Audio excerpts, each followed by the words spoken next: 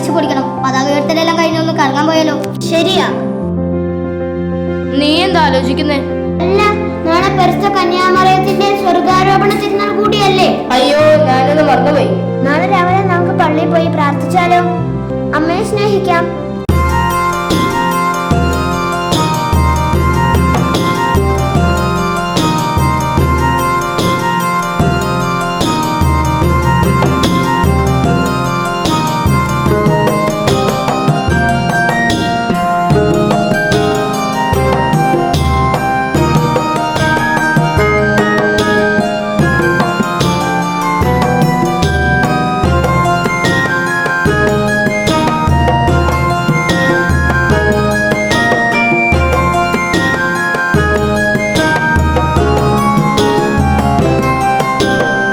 പരിശുദ്ധ അമ്മ നമ്മുടെ ഓരോരുത്തരുടെയും അമ്മയാണ്.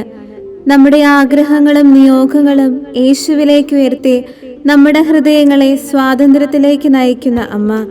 ദൈവത്തിന്റെ സ്നേഹം അനുസരണയോടെ സ്വീകരിച്ച അമ്മയെ ഭൂമിയിലെ ജീവിതം പൂർത്തിയാക്കിയപ്പോൾ ശരീരത്തോടും ആത്മാവോടും കൂടി ഈശോ സ്വർഗത്തിലേക്കെടുത്തു. മംഗളവാർത്ത മുതൽ സ്വർഗാരോപണം വരെ ഇതാ കർത്താവിന്റെ ദാസി എന്ന മനോഭാവത്തോടെ നിന്ന പരിശുദ്ധ അമ്മയുടെ സ്വർഗാരോപണം 12-ാം പിയൂസ് മാർപ്പാപ്പ വിശ്വാസ സത്യമായി പ്രഖ്യാപിച്ചു. നസ്രത്തിലെ ഒരു സാധാരണ പെൺകുട്ടി ലോകത്തിന്റെ ഐശ്വര്യമായി തീരുന്നു. സകല തലമുറകളാലും ഭാഗ്യവതി എന്ന് പ്രകീർത്തിക്കപ്പെടുന്നു. ഇതിനെല്ലാം പിന്നിൽ പരിശുദ്ധ അമ്മയുടെ വിനയവും എളിമയും ശാന്തതയുമാണ്. പരിശുദ്ധ അമ്മയോടൊപ്പം ഈശോയിലേക്ക് നടന്നെടുക്കുന്ന നമ്മുടെ ജീവിതവും നന്മകളാൽ നിറയപ്പെടാൻ ആഗ്രഹിക്കാം, പ്രാർത്ഥിക്കാം.